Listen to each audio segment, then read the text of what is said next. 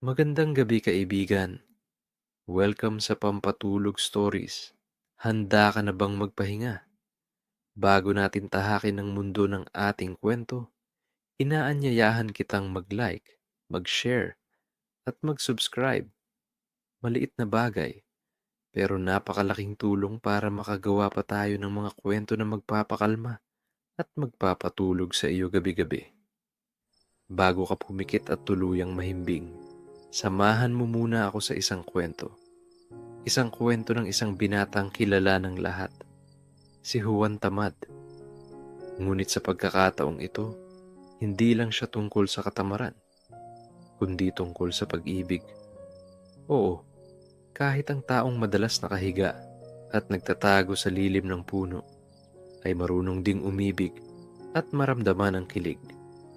Habang unti-unti kang napapapikit, isipin mo si Juan na nakahiga sa damuhan, nakangiti, at nag-aabang ng isang pag-ibig na darating.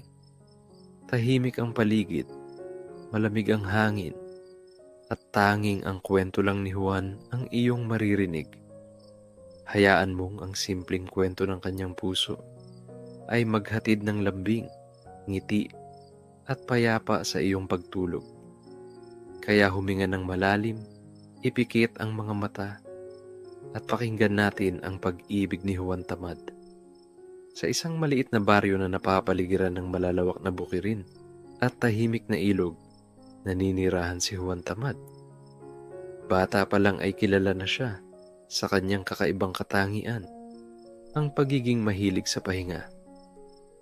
Habang ang ibang bata ay tumatakbo sa bukid o nakikipaglaro ng tumbang preso, si Juan ay makikita mo sa lilim ng puno, nakahiga, nakatingala sa ulap, na parang may hinahanap na sagot doon. Juan, halika na at tumulong ka sa pagtatanim ng kamote. Sigaw ng kanyang nanay mula sa likod bahay. Ngunit si Juan, na noon ay abala sa pagbilang ng dumadaang ibon, ay sumagot, Nay, baka bukas na lang. Baka kasi sumakit ang likod ko kung ngayon agad. Napailing na lang ang kanyang nanay. Sanay na siya sa mga palusot ng anak niya. Sa totoo lang, hindi naman masama ang puso ni Juan. Siya ay mabait, magalang, at laging nakangiti. Ang problema lang, kapag may gawaing may kinalaman sa pawis at pagod, parang bigla siyang nagiging eksperto sa pag-iwas. Isang araw, habang ang mga kapitbahay ay abala sa paghahakot ng tubig mula sa poso, si Juan naman ay nakahiga sa bangko sa harap ng kanilang kubo. Nakapikit siya, kunwari natutulog, pero ang totoo ay iniisip niya kung saan ba mas masarap humiga. Sa banig sa loob ng bahay o sa damuhan sa ilalim ng punong mangga. Isang oras ang lumipas at hindi pa rin siya nakakapagdesisyon. Dahil dito, siya'y tinutukso ng mga kabataan sa baryo. Si Juan Tamad, isang oras nag-isip kung saan hihiga. Ngunit sa halip na mainis, natatawa lang si Juan. Kasi, sagot niya, importante ang tamang pwesto. Baka kasi maipit ang braso ko. Sa kabila ng kanyang katamaran, may isang bagay na hindi matatawaran kay Juan, ang kanyang pagiging kontento. Hindi niya iniinggit ang masisipag na may malalaking ani. Hindi rin siya nanghihinayang kung kaunti lang ang kinikita niya. Basta may saging sa puno, may kahanin sa palayok, at may lilim na matutulugan, masaya na siya. Ngunit may sikreto si Juan na hindi pa alam ng karamihan. Kapag siya'y mag-isa at nakatingin sa mga ulap, madalas niyang tanungin ang sarili, kung ako kaya'y magmahal, may tatanggap ba sa akin kahit ganito ako? Para bang sa likod ng kanyang katamaran, may pusong naghahanap din ng tunay na damdamin. Gusto niyang maranasan ang umibig at mahalin, kahit alam niyang baka mahirap para sa iba ang tanggapin ng kanyang ugali. Sa mga sandaling iyon, habang humahaplos ang malamig na hangin at sumasayaw ang mga dahon ng puno, hindi niya alam na malapit nang magbago ang kanyang simpleng buhay. Sapagkat sa baryong iyon, may isang bagong mukha ang darating. Isang taong magbibigay kulay sa kanyang mga antok na araw. At sa gitna ng kanyang pagkaantok, bago siya tuluyang nakatulog, nasabi niya sa sarili, "Siguro, baka sakali, darating din ang pag-ibig para kay Juan Tamad." At doon natapos ang araw na yun. Payapa, nakakatawa, puno ng mahimbing na hilik ni Juan. Isang umagang maliwanag, kasabay ng tilaok ng mga manok at ingay ng mga bata sa baryo. Dumating ang isang bagong mukha. Ang pangalan niya ay Maria, isang magandang dalaga na galing sa kabilang bayan. Siya ay may dalang kaunting gamit at isang basket ng mga bulaklak. Magaan ang kanyang hakbang at magiliw ang kanyang ngiti. Agad siyang napansin ng mga taga-baryo, lalo na ng mga nanay at lola. Ay, ang ganda ng bagong dalaga. Pulong ng isa. Tingnan mo, parang hindi lang maganda, masipag pa yata, sabi ng isa pang nagbubuhat ng tubig. Tama nga ang kanilang hinala, sapagkat si Maria ay hindi lang maganda, kundi kilala rin sa pagiging masikap. Maaga siyang gumigising upang magluto, naglalaba, at nag-aalaga ng hardin. Kahit saan siya dumaan, dala niya ang bango ng bulaklak na kanyang inaalagaan.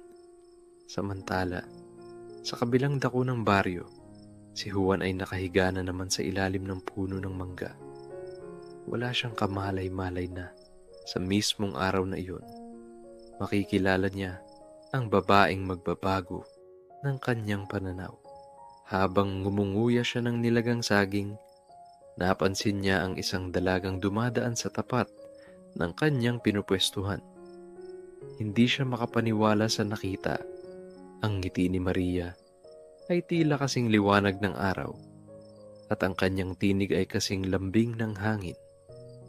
Grabe, bulong ni Juan sa sarili, parang biglang gumaan ang pakiramdam ko. Hindi ko na yata kayang matulog. Ngunit gaya ng nakasanayan, imbes na tumayo at lumapit, pinili niyang manatiling nakahiga. Kung siya ang para sa akin, bulong ni Juan habang kinakamot ang ulo, siguro siya na rin ang lalapit dito. At tila narinig ng langit ang kanyang biro, sapagkat biglang tumigil si Maria sa tapat niya. Napansin nito na nahulog ang kanyang bulaklak sa daan. At sakto, malapit ito kay Juan. "Kuya, pwede mo bang abutin ang bulaklak ko?" Magalang na wika ni Maria. Napamulagat si Juan. "Naku po, eto na nga ba yun?" Dahan-dahan siyang umupo. Parang napakahirap ng kilos at dinampot ang bulaklak. Inabot niya iyon kay Maria na may pilit ng ngiti. "Eto, akin na ba? Sa'yo pala ito." Natawa si Maria. "Salamat kuya." At tumuloy na siya sa paglalakad. Si Juan naman ay natigilan. Hindi niya alam kung anong naramdaman niya. Para bang biglang uminit ang hangin. At ang kanyang puso'y bumilis ang tibok. "Hindi ako makapaniwala," sabi niya sa sarili. "Kahit isang bulaklak lang ang nahulog, parang buong mundo ko ang nahulog din sa kanya." Mula noon, araw-araw ay hinihintay niya ang pagdaan ni Maria. Kung dati ay mahimbing siyang natutulog sa umaga, ngayon ay nagigising siya ng maaga para lang abangan kung kailan siya dadaan. Ngunit naroon pa rin ang kanyang katamaran. Imbes na mag-isip ng paraan para makipagkilala ng maayos, ang naisip lang niya ay, siguro, kung lagi akong nakahiga dito sa ilalim ng puno, mapapansin din niya ako. At sa bawat araw na lumilipas, mas lalo siyang nahuhulog sa ngiti at kabaitan ni Maria. Hindi niya alam kung paano siisimulan, pero sigurado siya sa isang bagay. Ito na ang simula ng pag-ibig ni Juan Tamad. Mula ng unang araw na makilala niya si Maria, hindi na mapakali si Juan Tamad. Kapag nakahiga siya sa ilalim ng puno, Hindi na lang mga ulap ang iniisip niya, kundi ang ngiti ng dalaga. Kapag kumakain siya ng nilagang saging, parang may kakaibang tamis. At kapag nakahiga siya para matulog sa hapon, parang bigla siyang nagigising kapag naalala niya ang tinig ni Maria. Ngunit may problema. Paano ba manliligaw ang isang taong likas na tamad? Isang tanghali, kinausap siya ng kanyang matalik na kaibigan na si Cardo. "Juan," sabi ni Cardo, "kung gusto mo talagang makilala si Maria, kailangan mong pumunta sa bahay nila. Magdala ka ng prutas o kahit gulay. Magpakitang gilas ka. Ganun ang ligawan." Ngumiti lang si Juan habang nakahiga sa banig. Cardo, hindi ba pwedeng ipadala ko na lang sa sulat ang feelings ko? Para hindi na ako mahirapan pumunta ron. Ha? Sulat lang? Paano kung hindi ka pansinin? Balik ni Cardo. Aba, kung mahal niya talaga ako, kahit sulat lang sapat na. Sagot ni Juan sabay ngiti, at iyon na nga ang ginawa niya. Gumising si Juan nang mas maaga kaysa sa nakasanayan. Ibig sabihin, 10:00 ng umaga imbes na tanghali. Umupo siya sa mesa at kumuha ng papel. Sa loob ng halos 1 oras, nagsulat siya ng sulat para kay Maria. Ganito ang laman. "Mahal kong Maria, ako po ay si Juan, taga rito sa baryo. Hindi po ako masipag tulad ng iba, pero mabait naman ako at marunong mag-alaga ng saging. Kung gusto mo rin ako, dumaan ka lang sa puno kung saan ako nakahiga. Doon mo ako makikita, araw-araw." Taos-pusong Juan na madalas antukin. Matapos maisulat ang liham, tinawag niya ang isang batang naglalaro sa kanto. "Oh, Totoy, pakiabot mo nga ito kay Maria. Huwag ka nang humingi ng bayad ha. Isipin mo na lang adventure ito." Nagkibit balikat si Totoy at dinala nga ang sulat. Kinabukasan, habang nakahiga si Juan sa ilalim ng puno, hindi mapakali ang kanyang puso. Iniisip niya kung babalik ba si Maria at dadaan doon. Nang dumating ang oras ng hapon, dumaan nga si Maria. May dalang basket ng gulay. Napansin niyang nakatingin si Juan at ngumiti siya ng bahagya, pero hindi nagsalita. Si Juan naman, kinilig na parang nanalo sa paligsahan. Aba, ngumiti siya. Sigurado, ibig sabihin, gusto rin niya ako. Kinagabihan, kinuwento niya kay Cardo.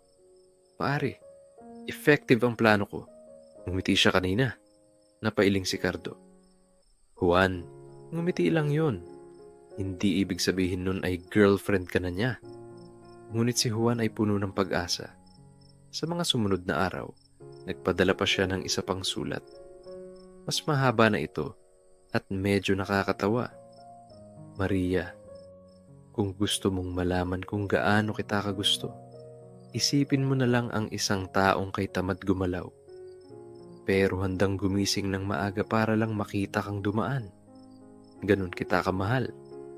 Ang iyong tapat, Juan, na hindi na nakakatulog kapag iniisip ka." Nang mabasa ito ni Maria, natawa siya. Sa isip niya, napakaiba naman ng lalaking ito. Hindi nga siya masipag, pero ang totoo ng kanyang mga sulat, wala siyang paligoy-ligoy. At mula noon, nagsimulang mapansin ni Maria si Juan. Hindi pa man siya sinasagot, natutuwa siya sa pagiging totoo ng binata. Samantala, si Juan ay tuloy-tuloy ang kakaibang panliligaw niya. Kung minsan ay maghuhulog siya ng mangga sa daan, para kunwari ay may pag-giveaway. Minsan naman ay iiwan niya ang nilagang saging na may note. "Para sa'yo, Maria, kasi ikaw ang matamis." Nakakatawa man sa paningin ng iba, pero sa puso ni Maria, unti-unti siyang natutuwa sa katapatan at kabaitan ni Juan. At kahit tamad siya, kahit lagi siyang nakahiga, may isang bagay na malinaw. Handa siyang maghintay, basta't si Maria ang hinihintay niya. Lumipas ang ilang linggo at tila nagiging usap-usapan na sa buong baryo ang kakaibang panliligaw ni Juan kay Maria. Ang mga kapitbahay ay natatawa. Ang mga bata ay ginagaya ang estilo niya. At ang mga matatanda naman ay umiiling. Hindi pa ako nakakita ng nililigawan na nakahiga lang. Sabi ng isang lolo sa tindahan. Baka naman effective, sagot ng isa habang nakatawa. Samantala, si Maria ay patuloy na natutuwa kay Juan kahit hindi niya lantaran ipinapakita. May kakaiba kasi sa binata. Hindi siya nagpapanggap. Kung tamad siya, tatanggapin niya iyon. Kung may effort siya, nakikita mong totoo at mula sa puso. Ngunit isang araw, may dumating na balita na ikinagulo ng buong baryo. Ipinahayag ng kanilang kapitan na magkakaroon ng patimpalak sa barangay. Pinakamasipag na lalaki. Ang premyo, isang bagong kalabaw. Pati na rin isang supot ng bigas. At isang basket ng prutas. Malaking tulong iyon para sa sino mang manalo. Narinig ito ni Juan habang nakahiga sa ilalim ng puno. Sa una, hindi siya interesado. Kalabaw? Supot ng bigas? Baka mas madali na lang humiga kaysa mag-araro. Ngunit narinig niya si Maria na kausap ang isang kapitbahay. Ay naku, hanga talaga ako sa mga lalaking masisipag. Kasi ang sipag, tanda ng tunay na malasakit sa pamilya. Biglang nanlaki ang mga mata ni Juan. Sipag daw. Doon niya naisip. Kung gusto niyang mapansin ng husto ni Maria, baka ito na ang pagkakataon. Kinabukasan, lumapit siya kay Cardo. Cardo, paano ba maging masipag? Natawa ang kaibigan. Naku, Juan, hindi yan natuturo agad-agad. Pero pwede mong subukan. Simulan mo sa maliit. At nagsimula nga ang kakaibang training ni Juan. Una, tinuruan siyang magbuhat ng balde ng tubig mula poso. Ngunit sa ikatlong hakbang pa lang, hingal na siya. Ayoko na, Cardo. Parang 5 bundok na ang dinaanan ko. 3 hakbang pa lang yun, Juan, sagot ni Cardo. Habang natatawa, sunod, sinubukan nilang mag-araro. Pinahiram sila ng kalabaw ng kapitbahay. Habang humihila ang kalabaw, dapat sana ay tinutulungan ni Juan. Pero sa kalagitnaan, bigla siyang nahiga sa damuhan. Baka kasi mahilo ang kalabaw kung sabay kaming hihila. Mas mabuti, ako na lang magpahinga. Kahit ganoon, hindi siya sumuko. Kahit mabagal, kahit katawa-tawa ang itsura niya, pinilit niyang kumilos araw-araw. Minsan nagwawalis siya, pero pagkatapos ng 2 hakbang ay nakatulog habang nakasandal sa walis tingting. Minsan nagdidilig siya ng halaman, pero natulog sa tabi ng paso. At alam mo ba ang nakakatawa? Kahit nakulang ang effort niya, tuwing nakikita siya ni Maria, natutuwa ito. Hindi man siya perpekto, pero sinusubukan niya. Pulong ni Maria sa sarili. Dumating ang araw ng patimpalak. Lahat ng kalalakihan ay abala. May nag-aararo. May nagbubuhat ng mga sako ng palay. May nagdidilig ng malawak na taniman. Ang lahat ay pawisan, seryoso, at determinado. Si Juan? Aba, syempre present din. Pero dahan-dahan lang siya. Habang ang iba ay tumatakbo, siya ay naglalakad. Habang ang iba ay sabay-sabay nagbubuhat ng mabibigat, siya ay nagbubuhat ng isa lang at pahinga agad. Tingnan niyo si Juan. Hindi man siya panalo, pero parang enjoy na enjoy siya. Bulong ng mga manunood. At totoo nga, kasi habang lahat ay seryoso, si Juan ay may ngiti sa mukha. Kahit pawisan, kahit pagod, masaya siyang ginagawa iyon. Dahil nasa isip niya si Maria. At doon niya naisip, siguro ito ang aral ng sipag. Hindi para ipakita sa lahat na magaling ka, kundi para ipakita sa taong mahal mo na kaya mong magsikap para sa kanya. Dumating ang huling araw ng patimpalak. Ang buong baryo ay nagtipon-tipon sa gitna ng plaza. May mga banderitas na nakasabit, may nagbebenta ng bibingka, at may mga batang tumatakbo sa paligid. Ang lahat ay sabik na sabik malaman kung sino ang magiging pinakamasipag na lalaki ng baryo. Ang mga kalalakihan ay todo kayod. May nag-araro ng buong lupain, may nag-igib ng 10 timba ng tubig, at may nagdala ng sako ng bigas na halos kasing bigat ng isang kalabaw. Pawis na pawis silang lahat, pero determinado. At si Juan, nandun din syempre. Nakasuot pa ng medyo bagong kamisa de chino. Dala ang isang maliit na bayong ng gulay na inanin niya kanina. Inabot siya ng halos 2 oras bago makapitas ng 10 pirasong talong at ilang pirasong kamatis. Habang ang lahat ay nagsusumikap, si Juan ay dahan-dahan lang. Kapag may nagbubuhat ng sako, siya'y nagbubuhat ng isang pirasong mais. Kapag may nagdidilig ng buong taniman, siya'y nagdidilig ng isang paso at saka uupo para magpahinga. Tingnan niyo si Juan. Hindi yata tatagal iyan. Bulong ng isa. Baka tulog na yan bago pa matapos ang patimpalak. Sigaw ng bata. Sabay tawa. Ngunit habang tumatagal, napansin ng mga tao na kahit mabagal at tamad ang kilos ni Juan, hindi siya umaalis. Hindi siya sumuko. Kapag napagod, umuupo lang siya. Pero tatayo ulit para ipagpatuloy ang ginagawa. Kapag nagkamali, tatawa lang siya. Pero babalik ulit sa trabaho. At higit sa lahat, sa tuwing mapapatingin siya kay Maria, bigla siyang nagkakaroon ng bagong lakas. Nang matapos ang paligsahan, ipinahayag ng kapitan ang resulta at ang nagwagi ay si Pedro. Siya ang pinakamasipag at nakatapos ng pinakamaraming gawain. Nagpalakpakan ang lahat. Ngunit kahit hindi nanalo, napansin ng mga tao ang kakaibang nangyari kay Juan. Hindi man siya nagwagi. Pero tingnan mo, hindi siya sumuko. Sabi ng isa, oo nga, para sa isang tamad, malaking bagay na iyon, dagdag ng isa pa. Ngumiti si Maria habang pinagmamasdan si Juan. Lumapit siya rito, dala ang kanyang basket ng bulaklak. Juan, wika niya, hindi mo kailangang maging pinakamasipag para magustuhan kita. Ang mahalaga, nakita ko na kaya mong magsikap, kahit hindi madalas, basta para sa taong mahal mo. Nagulat si Juan, halos hindi makapaniwala.